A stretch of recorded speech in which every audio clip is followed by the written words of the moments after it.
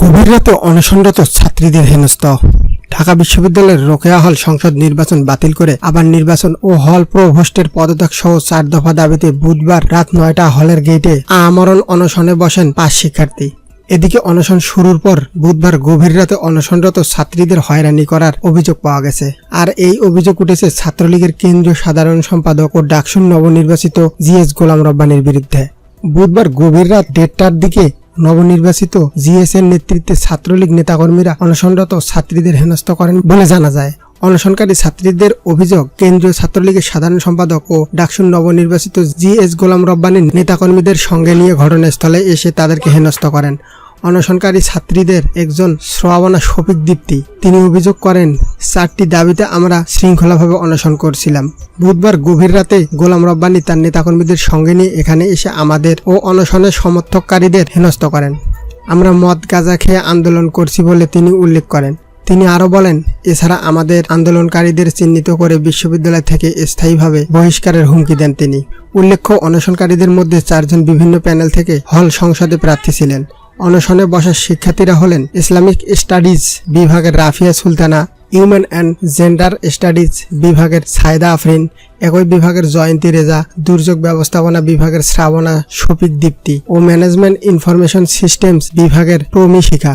এদের মধ্যে জয়ন্তী রেজা প্রার্থী ছিলেন না। অনশনরত ছাত্রীদের অন্য দাবিগুলো হলো রোকেয়া হল প্রভোস্টের পদত্যাগ, ডাকসু ও হল সংসদ নির্বাচনের প্রার্থীসহ 7 জন অজ্ঞাতনামা 40 জনের বিরুদ্ধে দায়েরকৃত মামলা প্রত্যাহার এবং আন্দোলনে অংশ নেয়া হলের শিক্ষার্থীদের নিরাপত্তা নিশ্চিত করা।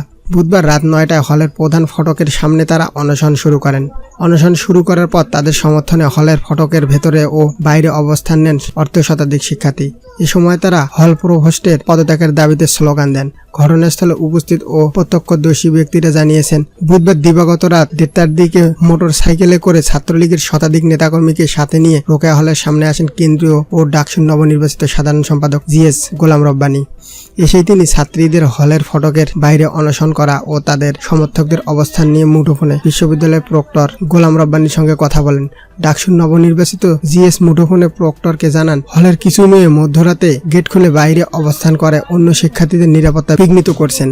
প্রক্টরের কাছে তিনি বলেন, এরা শিক্ষার্থীরা খুব বাড়াবাড়ি করছে স্যার, গার্ডিয়ান ডেকে এনে এদের সবাইকে স্থায়ীভাবে বিশ্ববিদ্যালয় থেকে বহিষ্কার করেন, বিশ্ববিদ্যালয় থেকে খোদা হাফেজ করে দেন। প্রায় 5 মিনিটের কথোপকথনে ডাকসুর নবনির্বাচিত জিএস কয়েকবার প্রক্টরের কাছে একই দাবি জানান। এ সময় প্রভোস্টের পদত্যাগ দাবি করে রোকেয়া হলের আঙ্গিনা তোমার আমার ঠিকানা বলে স্লোগান দেন অনশনকারীদের সমর্থকেরা।